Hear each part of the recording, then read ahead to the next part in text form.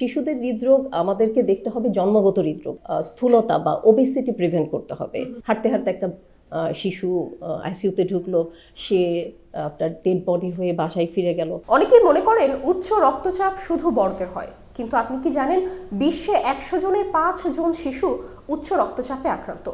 দর্শক, স্বাগত জানাচ্ছি United Medical College Hospital presents Samakal doctor বাড়ির আজকের আয়োজনে। আমাদের সঙ্গে আছেন শিশু হৃদরোগ বিশেষজ্ঞ ডক্টর শিরিন আক্তার। কথা বলবো ডক্টর শিরিনের সঙ্গে। শিশুদের মধ্যে উচ্চ রক্তচাপ হতে পারে, যেমন 100 জনে 5 জন শিশুর উচ্চ রক্তচাপের সমস্যা হতে পারে। শিশুদের উচ্চ রক্তচাপ হতে পারে, এটা জন্মগত কোনো রোগের কারণে হতে পারে।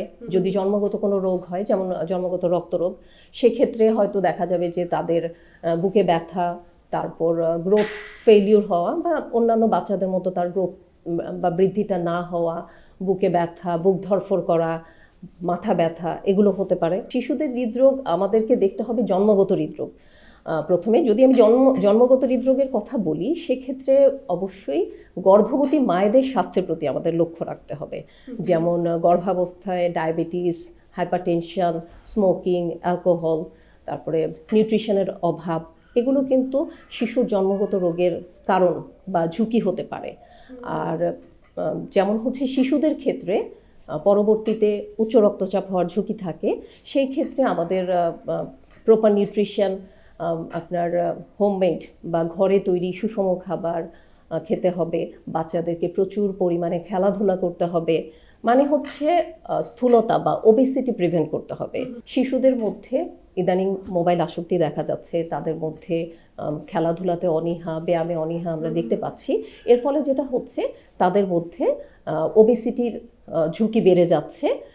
ওবেসিটি ঝুঁকি বেড়ে যাওয়ার কারণে সেটাই একটা ইম্পর্ট্যান্ট কারণ হচ্ছে আপনার উচ্চ রক্তচাপের। পেশাগত জীবনে আমি আসলে সবচেয়ে কঠিন অভিজ্ঞতা, এটা আমার হৃদরোগের সাথে আসলে সম্পর্কিত নয়। আমি তো দীর্ঘদিন ধরে চিকিৎসা পেশায় আছি, তার মধ্যে আমি দেখেছি ডেঙ্গু এন্ডেমিক। এটা আমার কাছে মনে হয়েছে যে সবচেয়ে আমার জীবনে ভয়ঙ্কর একটা অভিজ্ঞতা। যেমন শিশুদের ক্ষেত্রে আমরা দেখেছি, শিশু হয়তো হাঁটতে হাঁটতে এসেছে, জ্বর ছিল হয়তো 2-3 দিনের জ্বর, এখন হয়তো দুর্বলতা। সেই সব বাচ্চাদের ক্ষেত্রে আমরা দেখেছি যে তাদের পালস পাচ্ছি না, প্রেশার পাচ্ছি না, সেই বাচ্চাটাকে আমরা হয়তো আইসিইউতে শিফট করেছি, এবং পরবর্তীতে দেখা গেছে সেই বাচ্চাটাকে আমরা সেভ করতে পারিনি।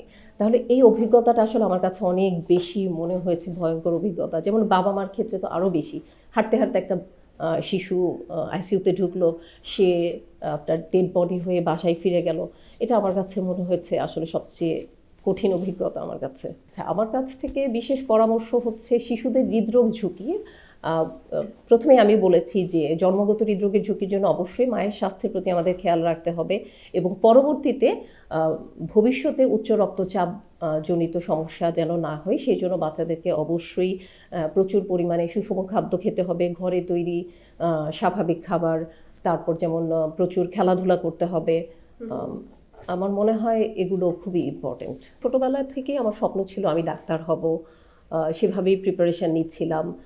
তবে যখন আমি এইচএসসি পরীক্ষা দিই, তখন আমার দাদি হঠাৎ হৃদরোগে আক্রান্ত হয়ে হৃদরোগ ইনস্টিটিউটে ভর্তি হয়েছিলেন, জাতীয় হৃদরোগ ইনস্টিটিউট যেটা, সেখানে ভর্তি হয়েছিলেন। তো সেখানে আমি দেখেছি যে ডাক্তাররা কিভাবে কার্ডিয়াক অ্যারেস্ট থেকে একজন রোগীকে সুস্থ করে বাসায় ফিরিয়ে দিচ্ছেন। যেমন সেই রোগী, কার্ডিয়াক অ্যারেস্টের রোগীটাই হেঁটে বাসায় ফিরছে, হাসতে হাসতে ফিরছে। এইটাই আমার মানে আরও বেশি অনুপ্রাণিত করেছে, এবং আমাকে আরও বেশি ডাক্তার হওয়ার প্রতি আমাকে আরও বেশি, কী বলবো, এটাকে অনুপ্রাণিত করেছে। শিশু হৃদরোগ বিশেষজ্ঞ আমি হতে চেয়েছি আসলে কিছু কারণে। যেমন হচ্ছে আমি দীর্ঘদিন নবজাতক নিবিড় পরিচর্যা কেন্দ্রে কাজ করেছি। সেখানে কাজ করতে আমি গিয়ে দেখেছি যে যারা জন্মগত হৃদরোগ নিয়ে যেসব শিশু আমাদের কাছে, নবজাতক শিশু ভর্তি হয়েছে, তাদের ক্ষেত্রে আমাদের চিকিৎসার প্রয়োজনে শিশু হৃদরোগ বিশেষজ্ঞদের পরামর্শ নিতে হয়েছে। তো আমাদের দেশে শিশু হৃদরোগ বিশেষজ্ঞ সংখ্যায় কম হওয়ায় তারা যথাসময়ে আমাদের চিকিৎসাটা দিতে পারেননি। যেমন আমাদেরকে হয়তো ওভার টেলিফোন কনসালটেশন নিতে হয়েছে, এবং তারা প্রয়োজন তাদের সময় অনুযায়ী পরবর্তীতে ডায়াগনোসিস কনফার্ম করেছেন ইকোকার্ডিওগ্রাফি করে।